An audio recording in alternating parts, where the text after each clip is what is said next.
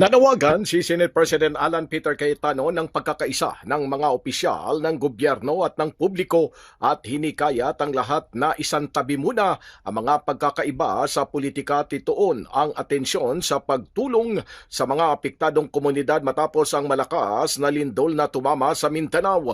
Tumama ang magnitude 7.8 na lindol malapit sa General Santos City ngayong Lunes ng umaga na nagdulot ng pagkasira ng mga gusali, pagkawala ng kuryente at pagpanaw ng mahigit 10 katao. Naramdaman ang lindol sa iba't ibang bahagi ng Mindanao na nag-udyok naman ng mabilis na rescue at relief operation sa mga apektadong lugar.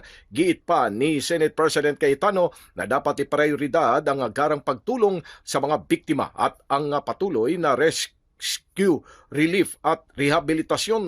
Dagdag pa ng senador na dapat ay nakafocus sa Mindanao at ang relief and rehabilitation, lalong-lalo na mayroong buhay na dapat iligtas. Paliwanag pa ni Senate President Cayetano na nakipag-ugnayan na ang mga miyembro ng kanyang grupo upang magtulungan at makipag-ugnayan sa mga kontak sa mga apektadong lugar para alamin kung paano makakatulong.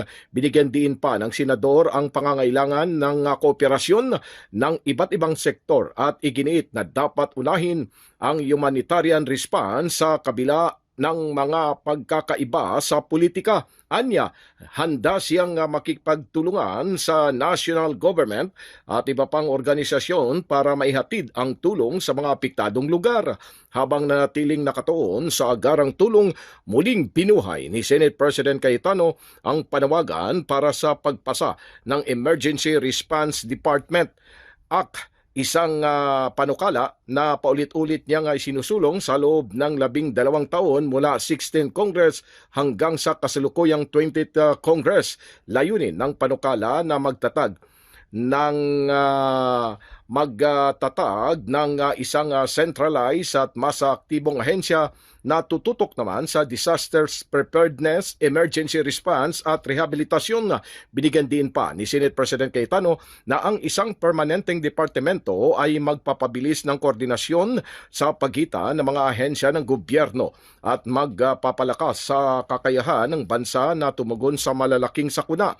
Diin pa ng senador na walang dapat conflict kung may kailangan ang ating bansa, kaya't dapat anyan tanggalin na o isantabi ang politika. In asking that we pray for Mindanao, and of course we have to put faith into action, meaning there's no help that is too small or too big.